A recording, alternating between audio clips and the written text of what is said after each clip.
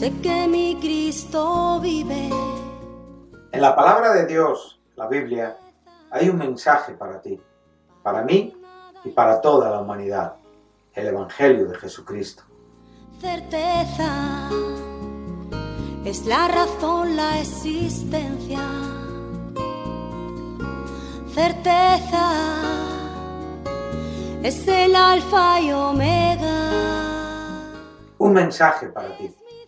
Todas las semanas, en este canal de radiodifusión cristiana, Luz a las Naciones, un estudio expositivo de la palabra de Dios, edificando sobre el verdadero fundamento de los apóstoles y profetas, siendo la principal piedra del ángulo Jesucristo mismo. Que ni lo alto ni profundo. Síguenos en directo o en cualquiera de nuestros canales y recuerda que Dios tiene un mensaje para ti. Que Dios os bendiga y edifique a través de su palabra. Amor de Dios, certeza, yo sé que mi Cristo vive. Certeza, para Él no hay nada imposible. Certeza, es la razón, la existencia. Certeza, es el alfa y omega. Es un placer saludar de nuevo a los oyentes de Radio Luz a las Naciones en nuestro programa de estudio bíblico semanal titulado Un mensaje para ti. Estamos estudiando la primera epístola del apóstol Pablo a los Corintios y hemos podido llegar al versículo 10 del capítulo 1. Hemos venido haciendo un estudio sistemático, tratando de practicar una sana y correcta exegesis o interpretación gramatical de frases y palabras, buscando siempre el sentido original del autor, por supuesto el Espíritu Santo. Siempre dependemos de Dios para poder explicar aquello que fue escrito para nosotros en un lenguaje perfectamente espiritual, en un lenguaje santo. Necesitamos que Dios haga contacto con nuestro corazón, con nuestra mente, y que podamos ser iluminados para poder comprender las verdades que aquí han quedado registradas para nuestra edificación, para poder bendecir nuestro corazón y nuestra mente con la palabra de Dios. Estamos estudiando la primera epístola de las mayores que escribió Pablo, primera, segunda de Corintios y Romanos. Primera Corintios fue la primera en escribirse en el año 55 después de Jesucristo, en su tercer viaje misionero, y esta iglesia fue fundada por Pablo en su segundo viaje misionero. Hemos podido venir a lo largo de la salutación y de la acción de gracias, o sea, lo que es la introducción epistolar, y ya nos hemos introducido al cuerpo, o sea, a la razón por la cual el apóstol está escribiendo a esta iglesia. Esta iglesia había sido perfectamente constituida por la gracia de Dios. Pablo reconoce en su propio llamamiento la autoridad de Dios, el origen de ese llamamiento es Dios. Él reconoce ser propiedad de Jesucristo, su persona y su propio ministerio. Él trataba de andar digno de esa vocación con que había sido llamado.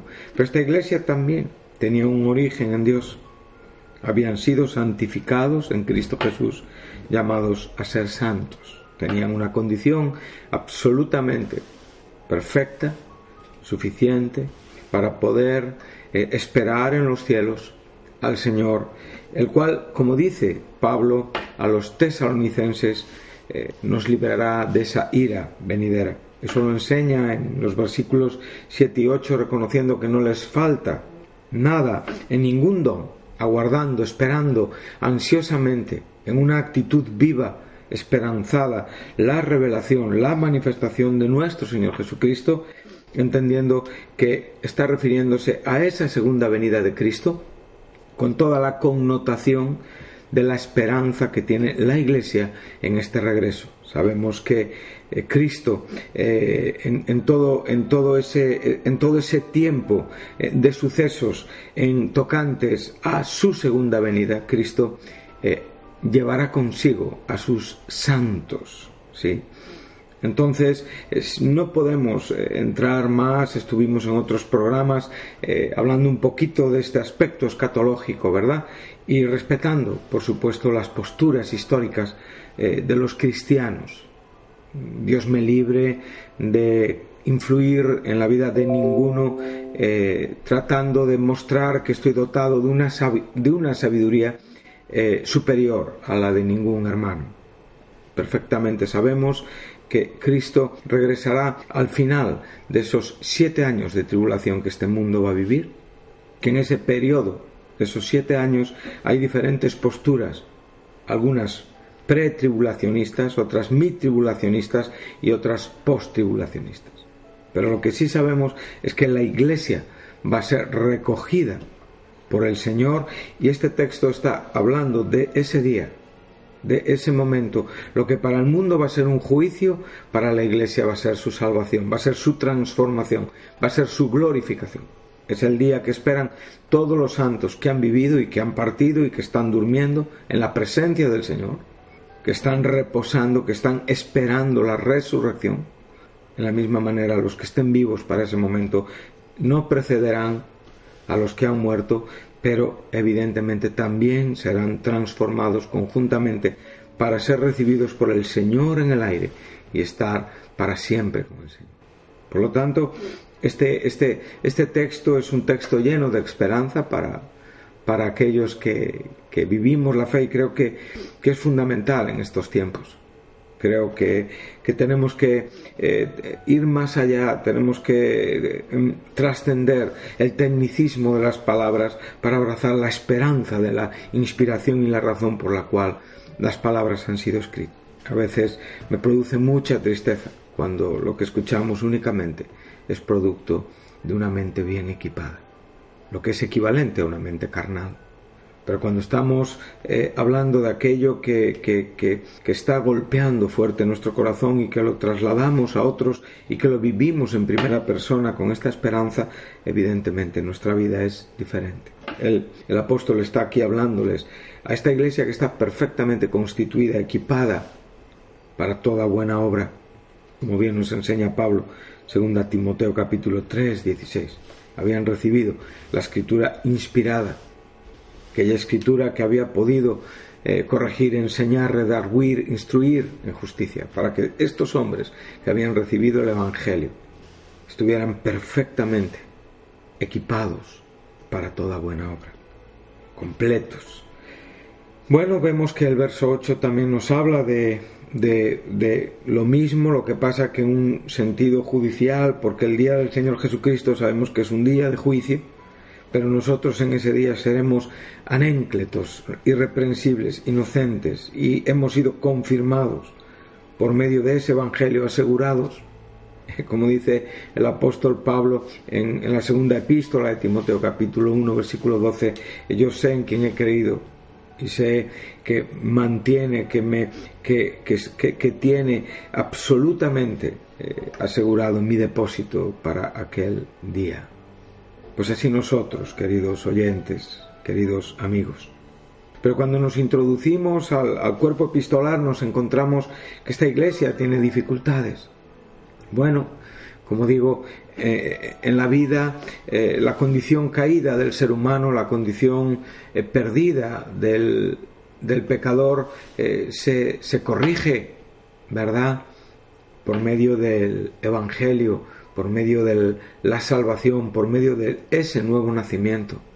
Entonces, esas personas que están esclavas del pecado, que están practicando el pecado, como dice Juan, practican lo que el diablo enseña, porque él peca desde el principio.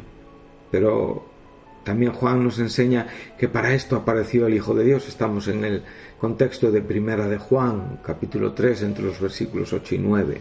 para deshacer las obras del diablo, y todo aquel que es nacido de Dios no practica el pecado, porque la simiente de Dios, Cristo, permanece en él y no puede pecar, porque es nacido de Dios. Qué preciosa palabra y qué preciosa esperanza para el asunto más complicado de corregir en el mundo y en los seres humanos, que es el pecado. La sabiduría de Dios en Cristo Jesús fue suficiente para poder llevar a cabo una obra de propiciación y expiación, para poder darnos una condición de anéncletos, limpios, puros, inocentes, justificados, santificados. También sabemos perfectamente que en nuestro propio desarrollo después de nuestra conversión podemos ver todavía afectos, actitudes carnales. También tienen la solución en la misma fuente, en la obra santificadora de Dios por medio del Espíritu Santo. Y ahí tenemos una absoluta seguridad para poder asegurar nuestras vidas y vivir cada día desarrollando la santidad en el poder de Dios. Como bien nos enseña el escritor de Hebreos claramente en el capítulo 12, en el versículo 14, seguid la paz con todos y la santidad, sin la cual nadie verá al Señor. Esto es nuestra vida, este es el desarrollo, la madurez espiritual, aquello que claramente hace una diferencia entre lo carnal y evidentemente el crecimiento que es una obra de la gracia. Entonces podemos reconocer que cuando somos introducidos a este cuerpo epistolar, y claramente ya Pablo expone la razón por la que escribe a esta iglesia, vemos que todos estos problemas son resultados de la mente carnal. Entonces, todo lo que tiene que ver con asuntos cristianos, todos los problemas que afectan al cristianismo son por, evidentemente, conductas carnales. Y uno de los principales problemas que tenían estos cristianos era el de la división. Vemos que en el momento en el que Pablo se ausenta de esta iglesia empezaron a surgir facciones, partidos, personas que estaban haciendo pedazos, rompiendo en pedazos la comunión.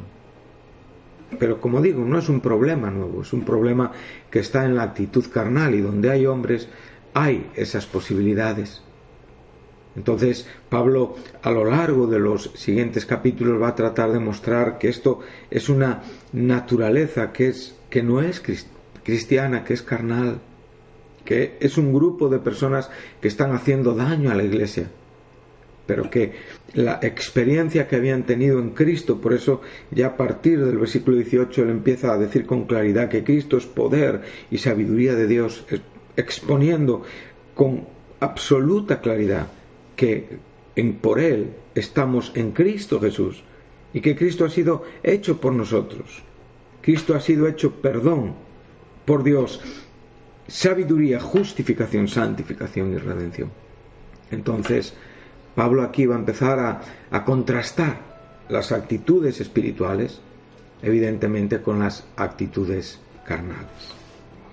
Entonces estamos leyendo y vamos de nuevo a leer a partir del versículo 10. Entonces vemos que el apóstol, con ese ruego exhortativo y educado y lleno de misericordia y amor, habla a sus adelfos, a sus hermanos: os ruego pues, hermanos, por el nombre de nuestro Señor Jesucristo. Recordamos esa traducción Phillips que exponíamos en el programa anterior: os ruego por todo lo que nuestro Señor Jesucristo significa para ustedes.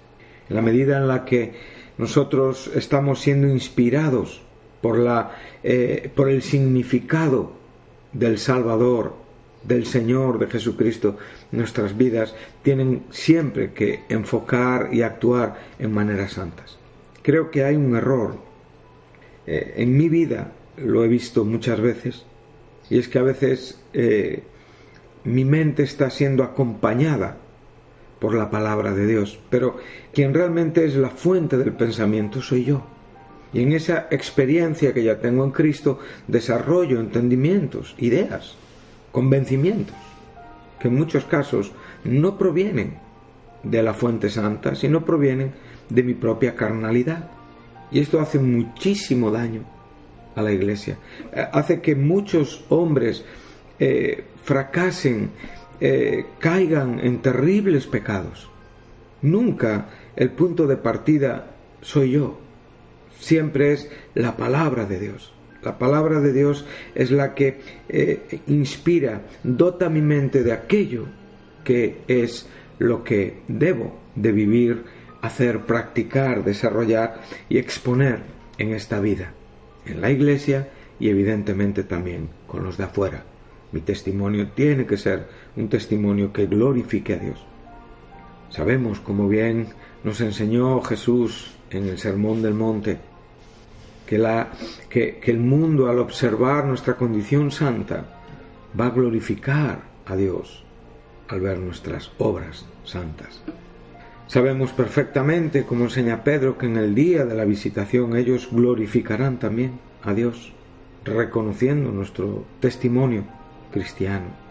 Por lo tanto, es muy importante, queridos oyentes, queridos hermanos, queridos amigos, que tengamos mucho cuidado y que realmente siempre aseguremos que lo que está cargando nuestra actitud, lo que es nuestra conversación, nuestra exposición, nuestros consejos, nuestras ideas, provengan de un punto de partida que sea la palabra de Dios, que no acomodemos la palabra de Dios a nuestra mente. Y esto era lo que estaba pasando en esta iglesia. Todos tenían razones, todos tenían opiniones, pero en realidad estaban rompiendo en pedazos la quinonía, la comunión, aquello que había sido hecho y fundamentado en el sacrificio de Jesucristo.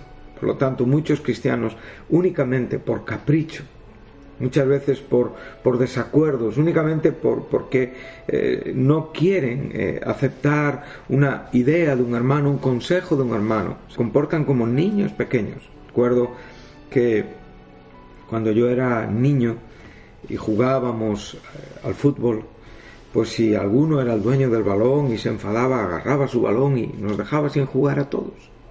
Y así muchas veces somos los cristianos. Bueno, pues no estoy de acuerdo, pincho el balón o sencillamente no juega nadie más. No, hermanos. Nunca hemos sido diseñados para ser un todo en nosotros mismos.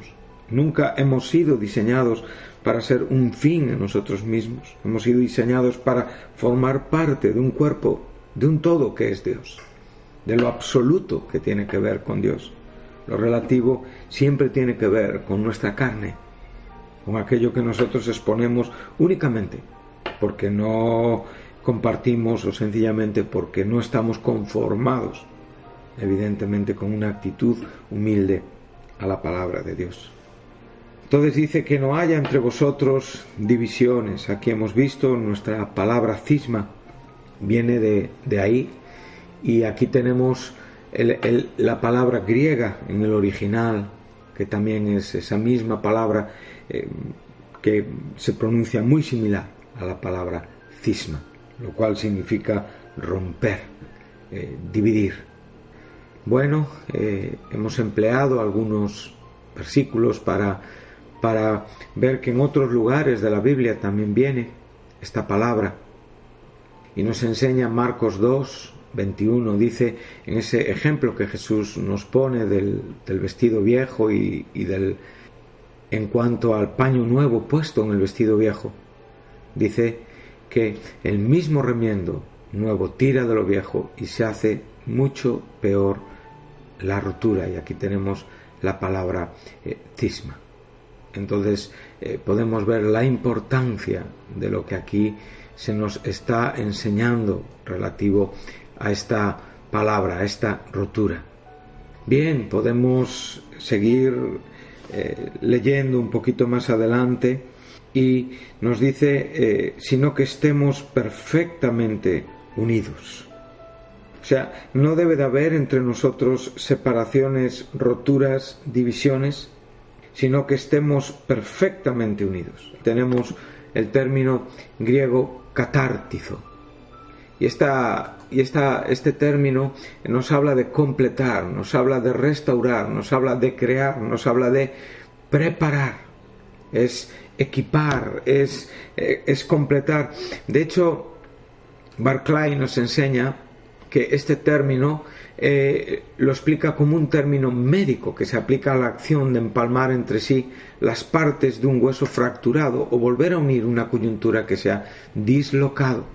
Por lo tanto, aquí lo que está enseñando el apóstol Pablo es exactamente esto, que hay que volver a unir aquello que estaba unido con anterioridad y que había sido roto por causa de las divisiones.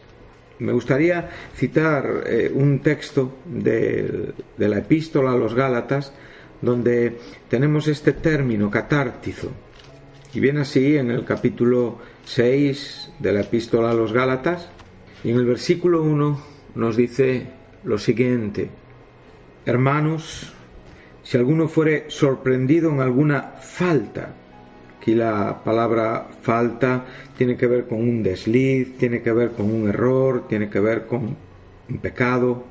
Vosotros que sois espirituales, y aquí nos está enseñando restaurarle, o sea, llevar a cabo esa obra restauradora.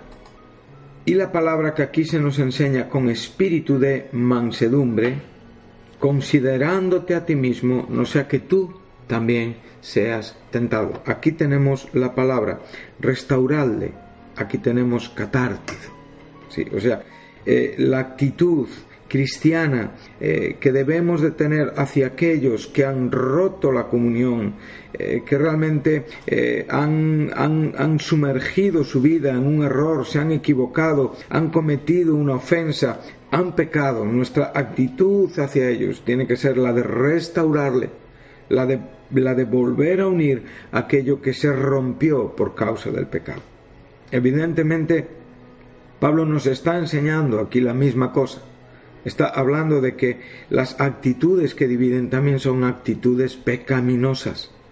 No son actitudes que puedan ser contempladas sencillamente como una diferencia de opinión. No estamos hablando de asuntos profundos que estaban arrastrando a hermanos y que estaban separando a hermanos de hermanos. No tanto por el liderazgo que aquí se nos está representando en el nombre de Pablo, de Apolos o de Cefas o de Cristo, sino sencillamente en las propias ideas que ellos tenían. Muchas veces las personas se esconden detrás también de nombres para poder ejercitar y desarrollar únicamente su voluntad y su forma absolutamente divisoria e incorrecta. Por lo tanto, nuestra idea es una idea de estar perfectamente unidos. Y aquí para llevar a cabo esta acción que el consejo espiritual de Pablo nos está dejando claro, evidentemente, tiene que haber una acción que sana, ¿sí? Que lo que ha precedido es la rotura y la acción posterior es el volver a unir, es la sanidad en la misma obra que tiene que ver con Jesucristo. Juan nos enseña en su primera epístola, en el capítulo 1, en el versículo 7, dice: pero si andamos en luz, como Él está en luz, tenemos comunión unos con otros. O sea, un resultado de la vida en la luz, un resultado de la vida en Cristo Jesús es la comunión con nuestros hermanos. Y esa comunión con nuestros hermanos está manifestando que la sangre de Jesucristo está actuando constantemente en nuestra propia experiencia salva. Me encanta siempre decir que yo he sido salvo del pecado, que estoy siendo salvo del pecado y que también seré salvo del pecado. He sido salvo de la condición de pecado.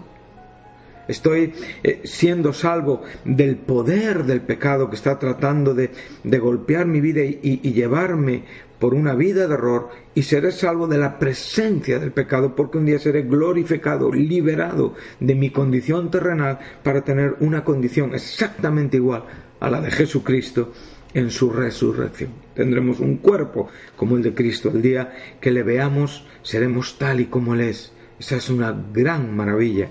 O sea, pensemos que en ese día todo lo que hemos pensado de tantos hermanos, todo lo que hemos despreciado en tantos hermanos, lo veremos en una forma perfecta y ahí no podremos despreciarles, porque serán como Cristo Jesús. Qué terrible y qué penosa es esta actitud elitista. Qué terrible y qué penosa es esa actitud que desprecia caprichosamente.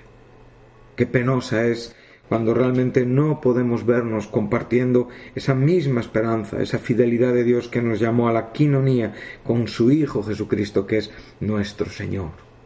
Por lo tanto, no es mucho pedir y exigir a aquellos que han sido santificados, llamados a ser santos en Cristo Jesús, que puedan evidenciar, exponer, manifestar conductas piadosas.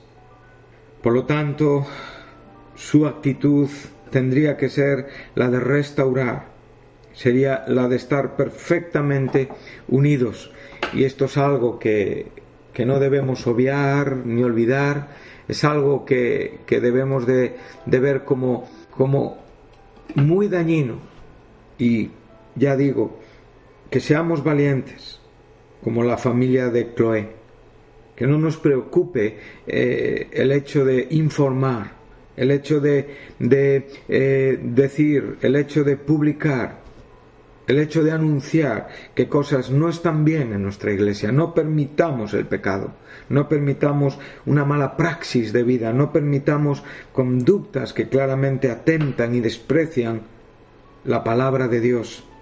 Tengamos la valentía mínimo de exponer aquello que debe de ser restaurado, arreglado, reparado, aquello que realmente puede sanar las divisiones. Aquí posiblemente podríamos estar hablando a veces de las preferencias personales de los creyentes, de anteponer amistades, conductas carnales al ejemplo y al deber espiritual. También esas preferencias por el liderazgo, los celos, las envidias, por a veces los dones espirituales, algo que estaba sucediendo en esta iglesia. El Señor ha bendecido a su iglesia, el Señor ha muerto en la cruz, ha resucitado y ha otorgado dones que no es tan importante quién o quién no, sino sencillamente dones que están en el cuerpo para bendecir, para edificar a los creyentes, ¿sí? Por lo tanto, yo tengo que dar gracias a Dios porque yo en el cuerpo de Cristo tengo una función, tengo una razón y debo de exponerla principalmente desde una vida de piedad. Sin la vida de piedad, ningún don tiene sentido, ninguna exposición intelectual tiene sentido. Todo es vanidad, todo es vacío, todo es vanagloria que nos doxia o que nos doxía.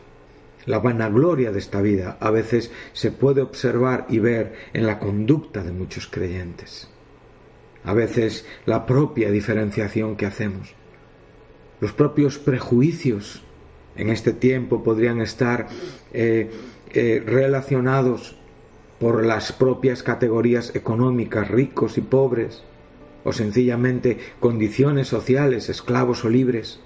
Incluso el propio orgullo racial de ser judío o gentil. Basta el orgullo de estar casado o soltero. O cómo no también el orgullo, como he repetido, de tener una capacidad intelectual, mostrando un elitismo que en el fin no era más que la sabiduría vana de este mundo. Que en el fin todo concluye en una arrogancia, en un orgullo, en una forma de dogmatismo, o sea, de tratar de expresar doctrinas únicamente para defender nuestras razones.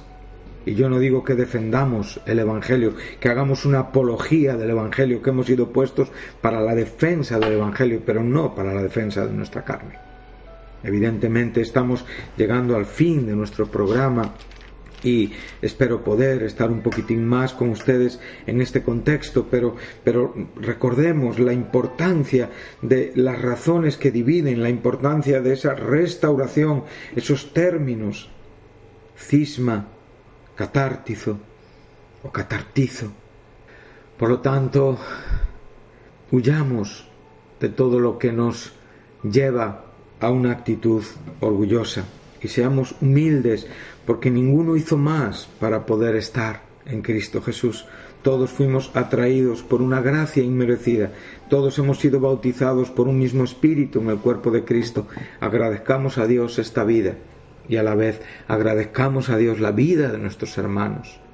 Amémosles, veámosles como aquellos que un día serán igual que nuestro Señor. Por lo tanto, si hoy hay alguna diferencia, alguna situación, actuemos para poder restaurarla. No digo que nos conformemos al pecado.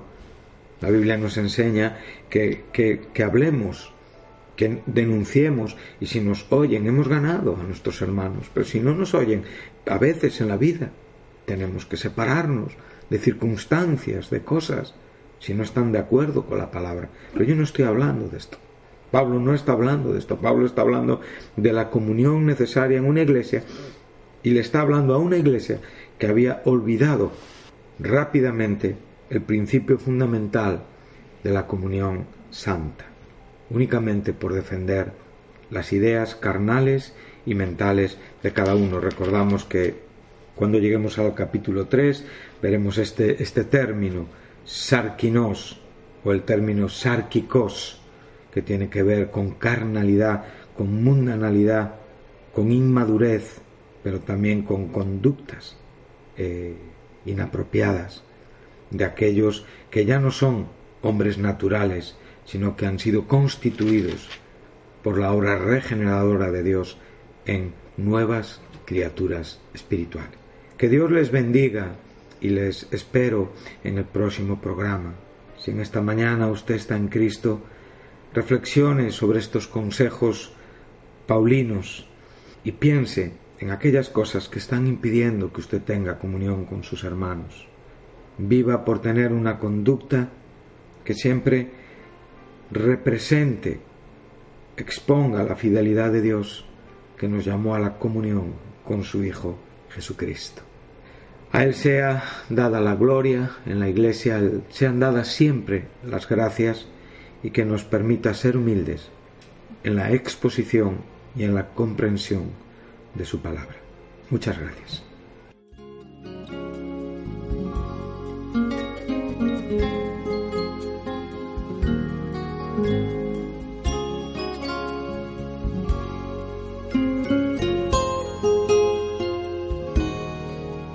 Certeza, yo sé que mi Cristo vive. Hasta aquí nuestro programa de hoy, un mensaje para ti. Si te gustó, si estás interesado en conocer más a Dios y saber más de su palabra, llámanos. 968-117-107 es el teléfono de Radio Luz a las Naciones.